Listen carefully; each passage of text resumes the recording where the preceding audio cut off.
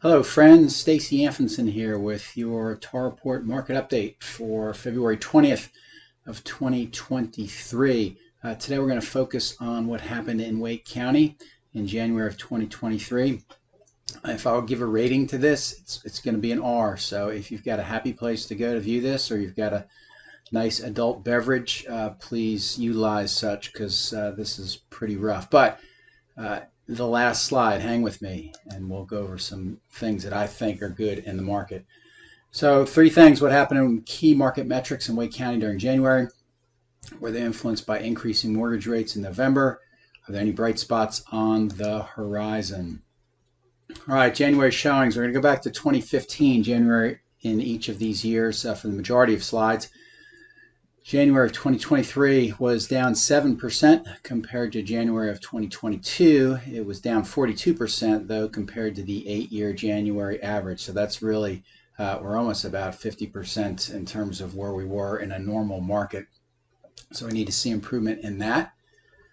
Now we're going to look at inventory. The red line is end of month inventory, and the gold line is resales listed during the month.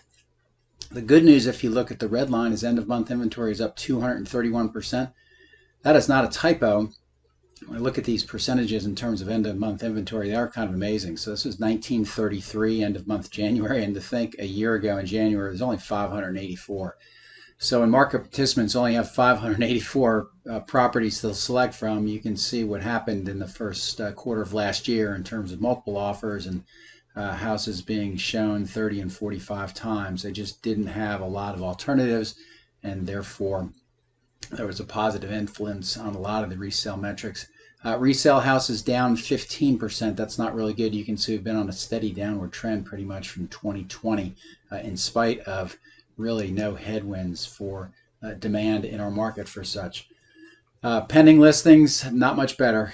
January of 2023 down 44%, and you can see where we were if you were to just take out the COVID years of 2020 and actually January of 20, COVID hadn't hit yet, but we were really on track to have a great year in 2020 before COVID hit. But you can see where we were from a normalized market, anywhere between 15 to 1600, or about half of that in terms of pending listings. Now the hits keep rocking and rolling. Sold listings during January were down 28%. Once again, you can see this is COVID January, which was not there yet, but then this was the total. January 2021 was totally influenced by low mortgage interest rates and post-COVID activity, especially people moving in here. But if you go to 2019 and to the left, you can see we're generally between the 900 and 1100 range. So we're a little bit below that range. So not as bad as the prior slide. This is a neat one. This comes from the Wake County Register of Deeds. This goes all the way back to 2000. And for those of you who do not think that residential property markets are not cyclical, this is exactly it. You can just look, and there's a up and down for every one of these things. And so January, we'll look at January 2023, down 28%. This I did a 22-year average going back from 2000 to 22, and we're only down 2%. So while that looks brutal compared to where we were in 2020 and 2021, 2022, and certainly in terms of 2017, if you look at it over a long period of time, we're only down about 2%.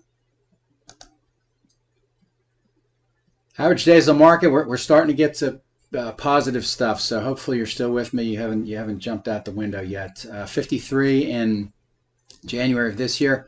That's pretty normal if you go back. And I think what happened last year, and for a lot of these months, 19 was kind of the high water mark, but everybody got used to a days on market of 7 days or less. It's never really been the historical norm. So if you look at 2020 and going backwards, you can see that between 50 and 60 days is pretty much the historical norm for January. Average prices by month. Take a little bit of time on this. This goes back to January of 2022 through January of 2023. A couple things I want you to pay attention to here. The black line is the average resale price. We're going to look at two bubbles here. The top one is mortgage rates top 7% between October 27th and November 10th of last year. And look what happened if you go to October at 5055 down to January at 4881. compared to the overall one. So if you see stability in the overall price, that really says that new construction prices held their own and resale prices were really adversely affected. My opinion of that is builders have leverage in the mortgage market where they can buy down rates, whereas resale sellers do not have that. And once again, the January metric of 488.1 down 13% compared to the May peak. So that's a big drop, but remember where we were January to May. It was about that big of an increase as well. So just an amazing thing for somebody like me who's been doing this a long time to have such a bell curve like that. Typically this January to May increase was probably about 3 or 4 years of appreciation in 5 months. We'd never seen anything like that before. So really what I'd like to see is the stability in the overall average sales price, and we'll see what happens with the resale sales price. Is it going to bottom at 488 or is it going to keep going down? Now this graph I really love because this shows you the influence. We have our old alligator and he's opened up his jaws again and they're really wide, so he's getting ready to eat something big. The red line is the percentage change in principal interest, and that is what I do. I take the average resale sales price and apply the mortgage rate to that, so it gives me a monthly payment. And then the gold line is a percentage change in closed listings. And as you can see, as this PI went up 32% and 46% in January of this year versus January of last year, look what happened to the change in closed listings. It was positive in January of 2021, it was plus 17%, but now you get to January of 2023 and it's down 28%. So in my opinion, that's specifically and solely due to mortgage interest rate increases. All right, well, if you've made it here, I'm going to go over 4 positive things I see in the market, and hopefully that'll get you to my next video and through the rest of the day or night, or depending on when you're watching us. Number 1, January versus December showing metrics were positive. Yes, a bunch of that is seasonality, but when you see the adversity in the market in November, December, there's always this thing is like, okay, is the market getting ready to go really bad? And it didn't. So January was really bullish in terms of showings.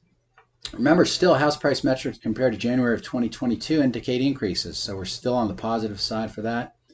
Number three, we've talked about this before in terms of months of housing supply. It's still categorized as an undersupply, which is still favorable for buyers and in theory provides some floor for house price metrics.